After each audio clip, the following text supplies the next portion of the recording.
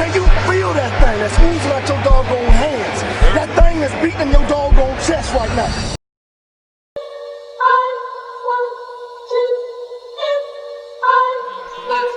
Shut up.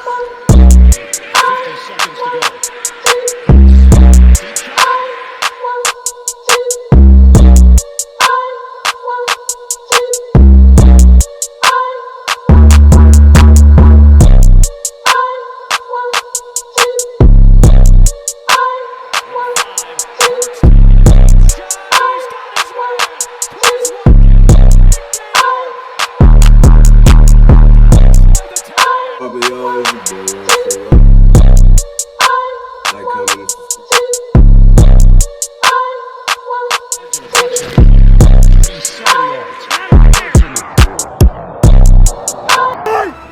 This moment, this hour, it ain't no doggone tomorrow, fella.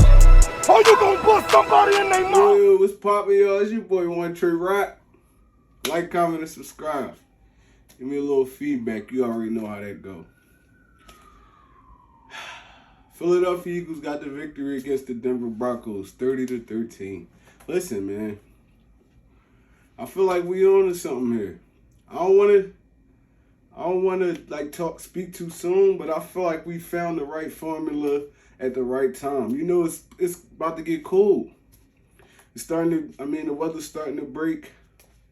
Y'all know how football go. Running the football is the best recipe for success later on in the season and the playoffs. So, I think we on to something, man. But yeah, it took us a little while to get our feet up under us, but I feel like we got something special going on here. Well, I ain't gonna say special. We got something that's actually working. I mean, if everybody can stay on par with each other, then we should be good. You already know. All right, let me get into this Denver Broncos game a little bit. My first reaction to this is Jalen Hurts and Devontae Smith was balling, man. That's all I really can say. Jalen Hurts, I think first quarter, first half, one of them, he was 16 for 17, 2 touchdowns. Could have been 3. Of course, Watkins would have caught that blown bomb at the end of the first half. But I mean, can't cry over spoiled milk. But those are solid numbers right there. We barely had to throw the football in the second half. Nick Sirianni, man. Nick Sirianni. It took him a little while, man. This is why I always say this, and I've been saying this since the offseason. You can't rush everything. That's Philadelphia's problem. We not patient at all. Never have been, never will be. Not patient with nobody. So some of this stuff take a little bit longer to click, man. I mean, so you know, it's a lot of egos in the front office, locker room, coaching staff. Everybody thinks they're the best at what they do. So a lot of the times it goes like this. A lot of the times you're gonna get guys that feel like they got everything, they know everything, and then it take them a little bit to get knocked back down to reality, man. That's the cause of not having a veteran voice in their coaching staff. Everybody is relatively young. Nobody really has a lot of NFL experience in the position they're at. So, I mean, it happens. But I mean, when jobs get on the line, I mean, teams start losing, jobs get on the line, you start to change your thoughts a little bit. Like, man, maybe I should listen to this person, that person, this, that, whatever.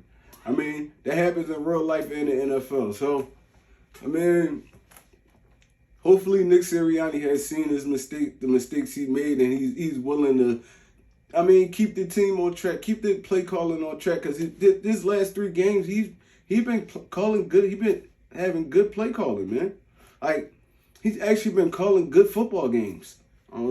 So, I mean, we have a young coach. Let the coach grow a little bit. I know y'all impatient. Y'all want another Super Bowl. I do too. But, I mean, once we let Dougie P go, we knew it was going to be a rebuilding stage. I mean, and hired all those first-year coaches. Man, we're going to have rough patches. We're going to have rough patches. But the way our schedule is leaning, man, we got a favorable schedule down the stretch. Maybe we could make some noise in this little stretch. We're not too far out of a wild card spot. I think we're like a game and a half away. So just be patient, Philadelphia. We got something brewing here a little bit, man. Jonathan, the only thing that I really got a problem with is Jonathan Gannon got to show us some consistency, man. I'm not on the fire Jonathan Gannon train. I never have been. So, I mean, it's not that hard for me to really dissect what's going on and like think with a clear mind, because he's a first-year defensive coordinator too, man. He got to take his lumps as well. Everybody's screaming, "Let's get the dude out of here!" Blah blah blah. No, let's just pump the brakes a little bit. He can probably be a good defensive coordinator, man. He just like Sirianni, he just had to get whatever madness he had going in his head out of him. I mean, he talked to his players. He talked to his coaching staff. I mean, they got on him. I mean, they got on him. I mean, now, can you make – and I feel like, to be honest, I feel like Jonathan Gannon is working with the talent that he has. That's kind of more of a Howie Roseman thing. We never value linebackers. When the last time we picked a good linebacker in like the first or second round, besides like Jordan Hicks or somebody like that, or Michael Kendricks? We devalue the linebacker position. We focus on defensive linemen. That's the position we value the most. That's what we got the most money in on the defense. So Howie got to get his crap together too. I mean, I'm not making no excuses for nobody, but at the end of the day, I mean, everybody's really first year together at the positions they are, except Howie Roseman. He's a veteran. He's been there for a while, man. Come on, bro. You devalued the wide receivers until last year when it comes to drafting. So, I mean, maybe if Howie is here, which I'm hoping he's not, but if he is here, he can give us he needs to start listening to his scouting department. I mean, or bring some better football minds in, because we're missing a lot on these draft picks, and it's getting alarming now. Except for this year. I like the draft picks this year. I like the Jalen Hurts pick, but everything else around it is just Andre Dillard, Rager, J.J. Arcega-Whiteside. A lot of dudes, man. A lot of dudes. We missed on. And we could have had better players, but that's the NFL. A lot of people does that also too. Like a lot of people passed on DK Metcalf, not just the Philadelphia Eagles. We missed on Justin Jefferson. A lot of people passed on CeeDee Lamb. The whole CeeDee Lamb lasted to like, I think damn near the 20th pick in the draft. So, I mean, we can't just say Howie's missing picks, because a lot of it happens in the NFL, but at the end of the day, Howie got to do a better job drafting, man. He have to. We got to steal in Devontae Smith. We got to steal in Jalen Hurts. But other than that, the draft, Landon Dickerson's been playing well. Miles, I like Miles. Goddard. I mean, those are hits.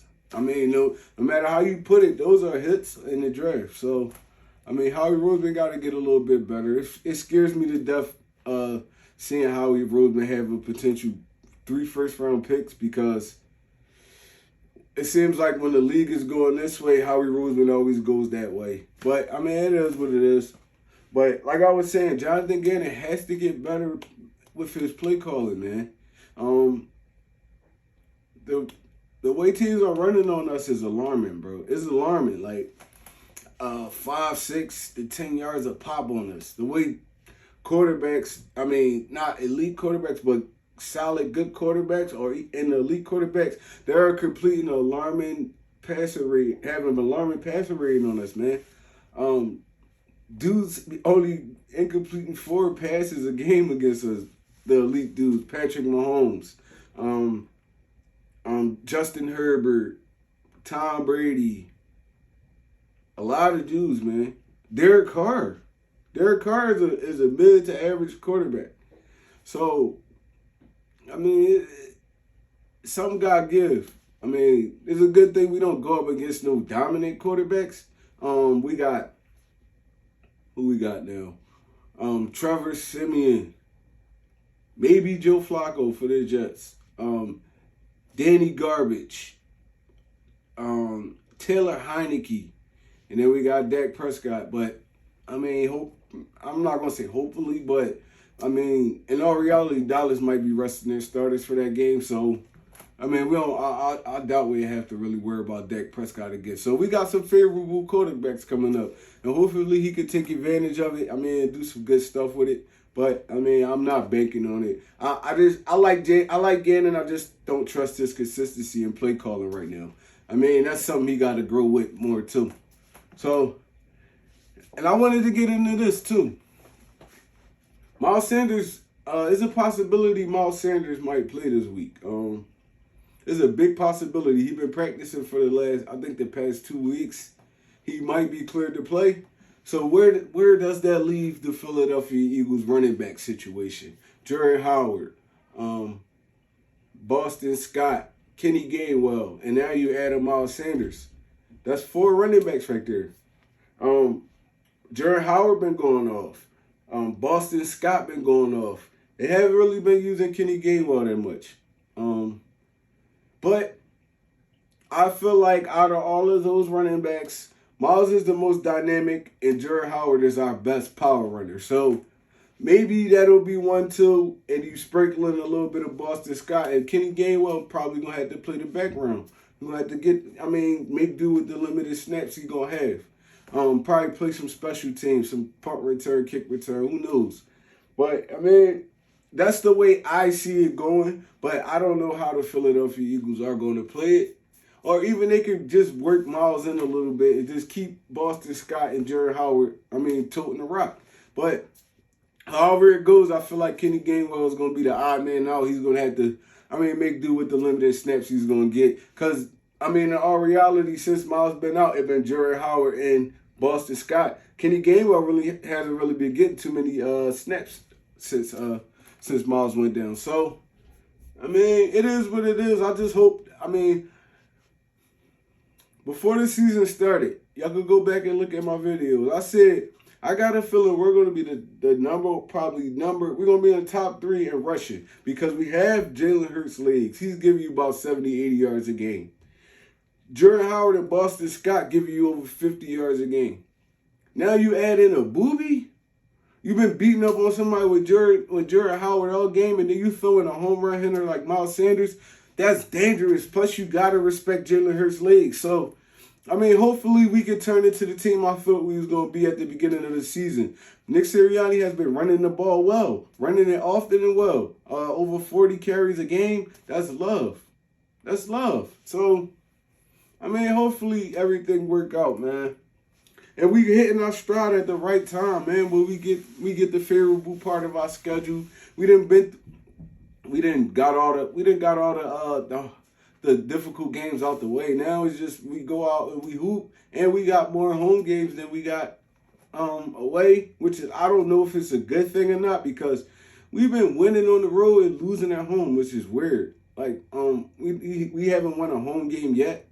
Hopefully we can win one this weekend. But we haven't won a home game yet.